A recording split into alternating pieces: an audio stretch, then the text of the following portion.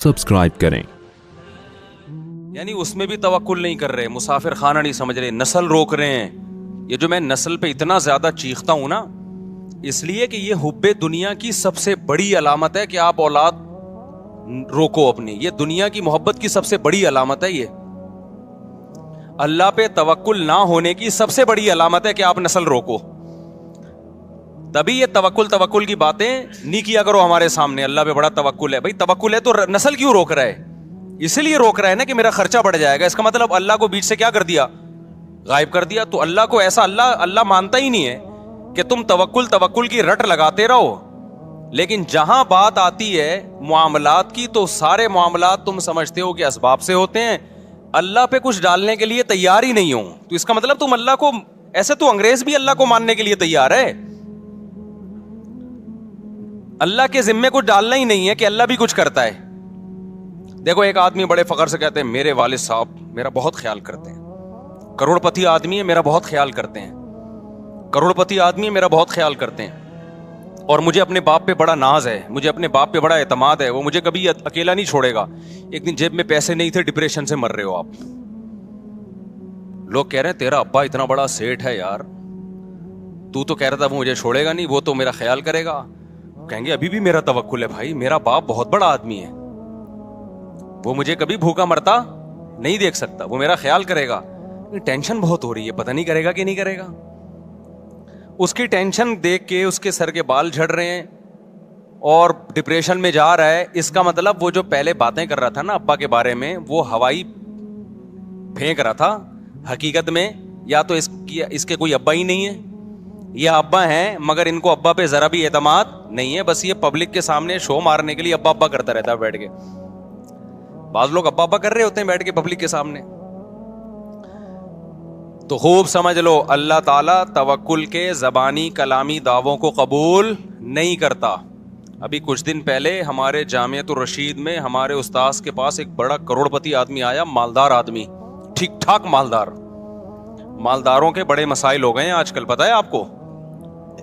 मालदारों के घरों में ऐसे ऐसे मसाइल चल रहे हैं कि आपकी सोच। क्यों? सारी जिंदगी दौलत के पीछे भाग भाग के ना, जेब में भी दौलत है, दिल में भी दौलत है, इतना दौलत। ये जो भावलपुर का वाकया हुआ, लड़कियों ने अपनी इज्जत के जनाजे निकाले ये नंबरों के चक्कर में। क्यों भाई? नंबर में ऐसी क्या बात है कि आप अपनी इज्जत बेच दो प्रोफेसर के सामने? हमारे लिए नंबरों की वैल्यू नहीं है, इन लड़कियों के लिए बड़ी वैल्यू है, क्योंकि इससे इनका फ्यूचर वाबस्ता है। इनको पता है जब तक अच्छे नंबर नहीं आएंगे अच्छी जॉब नहीं मिलेगी, अच्छी जॉब नहीं मिलेगी पैसा नहीं आएगा, पैसा नहीं आएगा तो गरीब रहेंगे, गरीब रहेंगे तो नाकाम हो गए। तो जब नाकामी गुर्बत में समझ ली गई है तो वो इज्जत बेचने के लिए भी तैयार है। उनके लिए कोई बड़ा मसला नहीं है ये। वो दूसरे की जिनसी तस्कीन के लिए भी तैयार है, बस पकड़े ना जाए, पता ना चले, छुप के सब कुछ हो सकता है। ये हमारी यूनिवर्सिटियों ने जहन बनाया है लोगों का कि पैसा ही सब कुछ है, खुदा का खौफ, अल्लाह, आखिरत, ये यूनिवर्सिटियों के टॉपिक ही नहीं है। नहीं, यही बात मेरा ख्याल है। मुझे बहुत लोगों ने कहा भावलपुर यूनिवर्सिटी में ऐसा हुआ, बयान दें।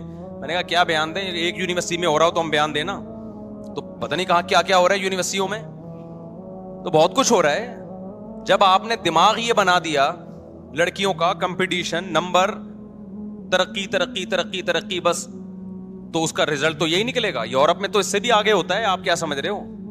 उनके लिए तो भी छोटे छोटे मसाइल हैं, उनके लिए तो ये मसला ही नहीं है ना। अगर उनको इस पे, वो तो कहते हैं ये तो पता नहीं छिछोरी बातें, ये पाकिस्तानी लोग इस तरह की बातें करके डिप्रेशन में जाते हैं।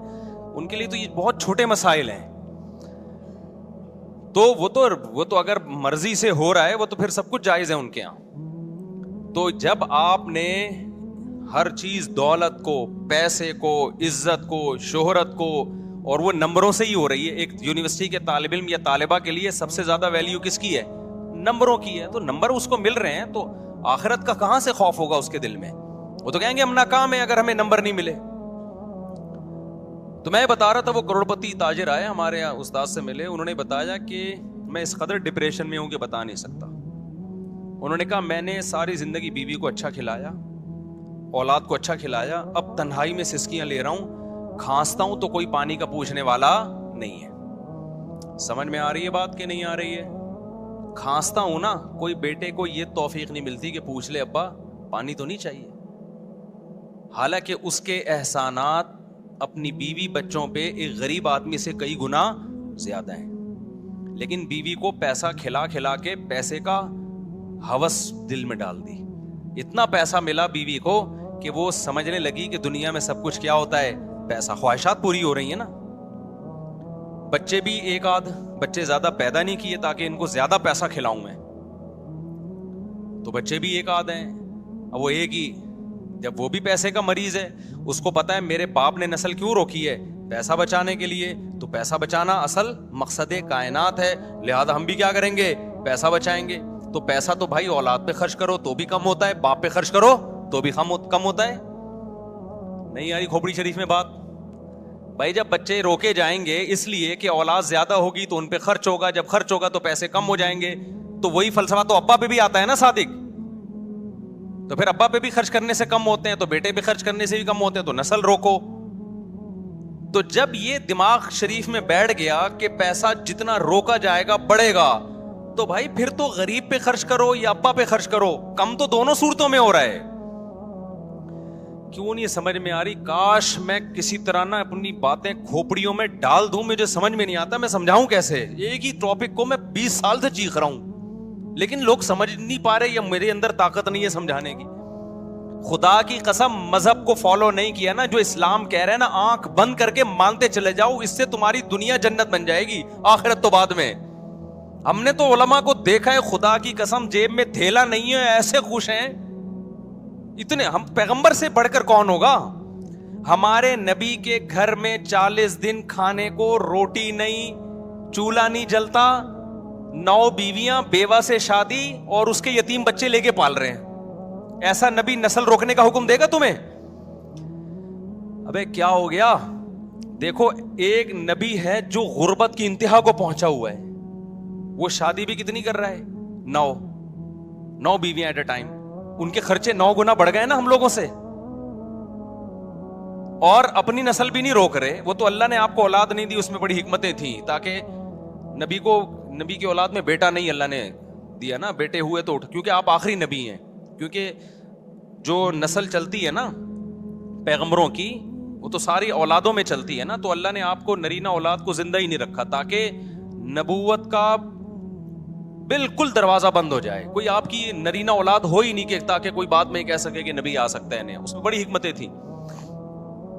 لیکن ہمارے نبی غربت کی انتہا پہ, شادیاں بھی کتنی کر رہے ہیں, 9 بیویاں, اور ایک ام سلمہ جو بیوہ تھی ان سے بھی نکاح کیا. انہوں نے کہا میرے بچوں کا کیا ہوگا, فرمایا بچے بھی لے آؤ.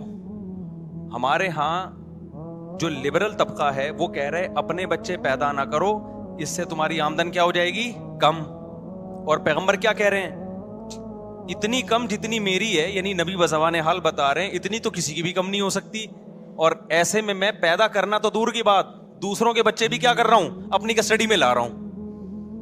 تو اسلام اور یہ لبرل لوگوں کے نظریات 180 ڈگری پہ ہیں کہ نہیں ہیں, مجھے یہ بتاؤ خالی.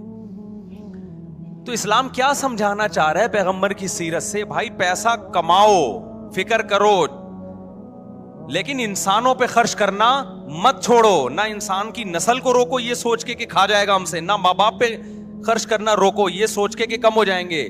بلکہ نبی نے فرمایا صدقہ کرنے سے مال کم نہیں ہوتا بلکہ بڑھتا ہے. اوپر والا ہاتھ اللہ کو نیچے والے ہاتھ سے زیادہ محبوب ہے. اس لیے مسلمان, ہم نے علماء کو دیکھے ایک دھیلا بھی جیب میں نہیں ہے, ٹینشن میں پھر بھی نہیں ہے, خرچ پھر بھی کر رہے ہیں. ہمارے نبی تو غریب آتا تھا ادھار لے کے دے دیتے اس کو. کتنے صحابہ ایسے ہیں کہ شہادت کے وقت پتہ چلا کروڑوں روپے قرضہ تھا ان کے اوپر, وہ قرضہ پھر ان کی وراثتوں سے نکلا. برکت, امام بخاری نے ایک باب باندھا ہے کہ مجاہد کے مال میں برکت, مجاہد کے مال میں برکت. وہ صحابی رسول ساری زندگی جہاد میں گزری, تو جہادی سامان کے لیے ضرورت ہوتی تھی, وہ قرضہ لیتے تھے. اللہ نے ان کے مال میں اتنی برکت دی کہ ان کی کروڑوں روپے کی قرضے ان کے انتقال کے بعد ادا ہو گئے. تو خرچ کرنا سیکھو میرے بھائی, خرچ کرنا سیکھو. تمہارا جب تم خرچ کرو گے نا اپنے بچوں پہ, اولاد زیادہ ہوگی, بیوی پہ بھی, بچوں پہ بھی, ان کو بھی خرچ کرنا سکھاؤ. ان کو بولو بیٹا پیسہ ویسا کچھ نہیں ہوتا, پیسہ جمع کرنے کی چیز نہیں ہے, پیسہ کیا کرنا ہے, خرچ کرنا سکھاؤ. جب تک آپ کے پاس 2 ہاتھ اور 2 پاؤں سلامت ہیں, سورس آف انکم ہے آپ کے پاس. اب سورس آف انکم, رزق کے جو دروازے ہیں نا, وہ ہمیں نہیں پتا ہوتا کس کے لیے کہاں سے کھلے ہیں. آپ جتنی بھی محنت کرو, رزق کے دروازے کس کے ہاتھ میں ہیں. اگر محنت پہ ملتا تو مزدوروں کو زیادہ ملتا, اور جو گھروں میں پڑے رہتے ہیں ان کو کم ملتا. ہم تو دیکھ رہے ہیں کسی کے لیے رزق چھپڑ پھاڑ کے آ رہا ہے, وہ محنت بھی نہیں کرتا, اور کوئی سارا دن پلاننگ کرتا رہتا ہے, پھر بھی وہیں کا وہیں بیٹھا رہتا ہے. تو آپ اللہ کی بات کیوں نہیں مان لیتے بھائی؟ جتنا ہے ہم نے کیا کرنا ہے, اللہ کے لیے خرچ کرنا ہے. تو اللہ کی بات مان لو اور اللہ پہ کیا کرو, توکل. پھر اگر غربت بھی آئے گی تو آپ کہو گے مجھے کس نے غریب رکھا ہوا ہے, اللہ نے, تو میں اس تقدیر پہ راضی ہوں, کیونکہ میں دنیا کو مسافر خانہ سمجھتا ہوں. لیکن ہوتا یہ ہے کہ جب آپ خرچ کرنا شروع کرتے ہو تو اللہ غریب رکھتا نہیں ہے, دیتا رہتا ہے. میں تو ایک مثال دے رہا ہوں کہ بالفرض غریب ہی ہو جاؤ گے نا, نہیں آئے گا نا, تو کس کے لیے کر رہے ہو بھائی؟ وَلِلَّهِ خَزَائِنُ السَّمَاوَاتِ وَالْأَرْضِ, جس کے لیے آسمانوں اور زمین کے خزانے ہیں, وہ پھر بھی تمہیں غریب رکھ رہا ہے جبکہ وہ دے سکتا ہے. تو اس کا مطلب وہ تمہیں آزمانا چاہتا ہے, اسی میں تمہاری خیر ہے. تو کوئی بات نہیں یار. دیکھو ایک غریب بچہ ہو, اس کا باپ بڑا کروڑ پتی ہو, تو بچہ غریب ہونے کے بعد بھی ٹینشن نہیں لیتا, کہہ رہا میرا باپ کے بعد بہت پیسہ ہے, وہ مجھے ضائع نہیں ہونے دے گا. اب اگر میرا باپ مجھے پیسے نہیں دے رہا, اس میں میری اصلاح ہے. بچے بعض دفعہ پتا ہوتا ہے ابا کو, میں اس کو پیسے دوں گا, چھٹے لگانا نہ شروع کر دے, کہیں گٹکا نہ کھانا شروع کر دے, تو ٹینشن نہیں لیتا. کہتے بھائی میرے پاس وسائل بھی ہیں, ذرائع بھی ہیں, میری جیب میں نہیں, ابا کے اکاؤنٹ میں ہے. تو ابا کو پتا ہے کیا میرے اوپر گزر رہی ہے, تو کوئی ٹریننگ کرنا چاہ رہے ہوں گے ابا, میری تربیت دینا چاہ رہے ہوں گے. تو جس کو اللہ پہ توکل ہوتا ہے تو اللہ اسے جس حال میں رکھتا ہے وہ اس حال میں کیا رہتا ہے, خوش رہتا ہے, انجوائے کرتا ہے لائف کو. تو وہ بیچارہ وہ کروڑ پتی آدمی آیا کس علاقے کا تھا, میں وہ علاقے کا نام نہیں لوں گا, وہ علاقے والے غصے ہوں گے, ہم لوگ کو بدنام کرتے رہتے ہیں مفتی صاحب. تو کہہ رہے بھائی میں نے بیوی کو بھی ٹھیک ٹھاک کھلایا, بچوں کو بھی, بچے کتنے 2-3, ان کو بھی بہت کھلایا, اب کھلانے کے قابل نہیں ہوں, ریٹائر ہو گیا ہوں, تو گھر میں پڑا ہوا کھانستا رہتا ہوں, بچوں کو برا لگتا ہوں, کیونکہ بچوں کو نوٹوں کی کیا پڑ گئی ہے عادت. بچوں نے بڑی عیاشی کی ہے, بڑی گاڑیوں میں, 2-3 بچے گاڑیوں میں گھومتے رہے ہیں, اب وہ ٹینشن لے نہیں سکتے. بیگم کی بھی ہر خواہش پوری ہو گئی, اب وہ ٹینشن لیس ہو گئی, یعنی ٹینشن برداشت کرنے کی طاقت اس میں ختم. اب جب ٹینشن برداشت کرنے کی طاقت ختم ہے تو بوڑھے شوہر کو برداشت کرنا, اس کی کھانسی کو برداشت کرنا, اس کی خدمت کرنا, یہ سب چیزیں ان لوگوں کے لیے بڑی مشکل ہوتی ہیں. دیکھو دولت مند لوگ یا جو بے دین لوگ ہیں, ان کی جوانی کو دیکھ کر کبھی بھی دھوکے میں نہ آیا کرو.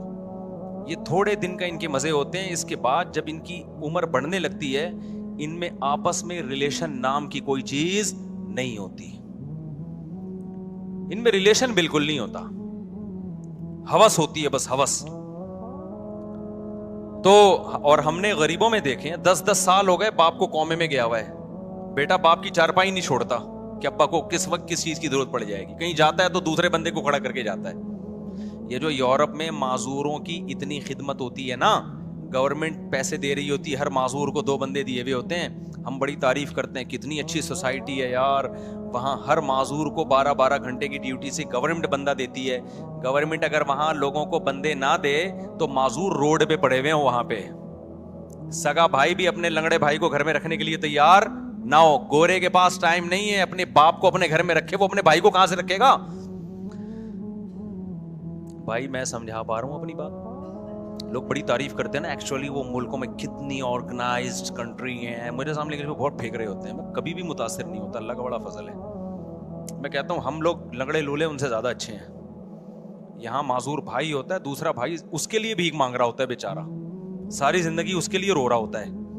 انسانیت یہاں ملے گی آپ کو, وہاں نہیں ہے. وہاں انسانیت کے باتیں ہیں, دعوے ہیں, تھوڑی بہت مل جائے گی تھینک یو بس, اس سے زیادہ نہیں ہے.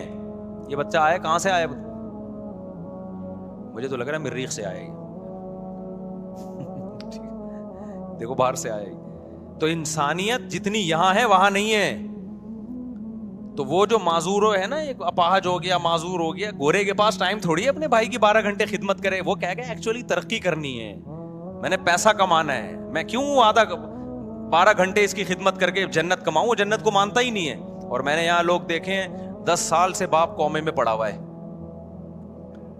بیٹا خدمت میں لگا رہتا ہے, کہیں باہر جاتا ہے دوسرا بھائی, وہ جاتا ہے تیسرا بھائی, چھوڑتے نہیں اپنے باپ کو. کافروں کا تو کوئی بھروسہ نہیں ہے, چپکے سے موت کا ٹیکا لگا دیں کہ یار یہ ٹینشن. میں نے ایسے بڑے واقعات سنے ہیں. ایک جگہ میرا جانا ہوا, میں علاقوں کے نام نہیں بتاتا, پھر وہ لوگ غصہ کرتے ہیں, کہ وہاں لوگوں نے بتایا کہ ہمارے علاقوں میں ایسا ہوتا ہے غیر مسلموں کے یہاں, کہ باپ بوڑھا ہے, وہ عمر زیادہ ہو گئی, کھانستا رہتا ہے, تو چپکے سے ڈاکٹر کو پیسے کھلائے, بھائی اس کو ٹیکا شیکا لگا کے مارو اس کو, کیونکہ کسی کام کا نہیں ہے. بہت ہوتے ہیں ایسے کیسز. اماں بوڑھی ہو گئی, کسی کام کی نہیں ہے, بھائی ٹیکا شیکا لگا کے اس کو چلتا کرو آگے, بستر پہ پڑی بھی اور کوئی کام تو ہے نہیں. کیونکہ جب ان کے یہاں ترقی سب کچھ ہے تو پھر یہ تو سب بوجھ لگیں گے نا سوسائٹی کو. یہ تو گورنمنٹ نے کچھ کمانین سازی کی ہوئی ہے, ورنہ بڈھوں کا کوئی حال نہیں تھا وہاں پہ. دیکھو ضرورت ایجاد کی ماں ہے, یہ سنا ہے نا. وہاں یہ ضرورت تھی کہ بوڑھوں کے لیے اولڈ ہاؤس بنے, معذوروں کے لیے قانون سازی ہو. ضرورت کیوں تھی؟ وہ اپنے سگے بھائیوں بہنوں کو گھر میں رکھنے کے لیے تیار نہیں ہے. اتنا تو کر لیں گے, بوڑھے کو روڈ پار کرا دیا. یہ ہمیں نظر آتا ہے ان ملکوں میں کہ نابینا ہے تو کسی نے روڈ پار کرا دیا, بس 2-4 حد تک. اس سے آگے اتنی ٹینشن نہیں لے گا کہ گھر میں ماں نابینا ہے تو اس کی بیٹھ کے خدمت کر رہی ہے اولاد, باپ نابینا ہے تو اس کی بیٹھ کے. ہمارے یہاں تو 5 ٹائم وضو کرا رہے ہیں مریضوں کو, غسل کرا رہے ہیں, ان کے پیمپر چینج کر رہے ہیں, ان کو نمازیں پڑھوا رہے ہیں, مسئلے پوچھ رہے ہوتے ہیں ہم سے, پھر بھی رو رہے ہوتے ہیں کہ خدمت نہیں ہو سکی ہم سے.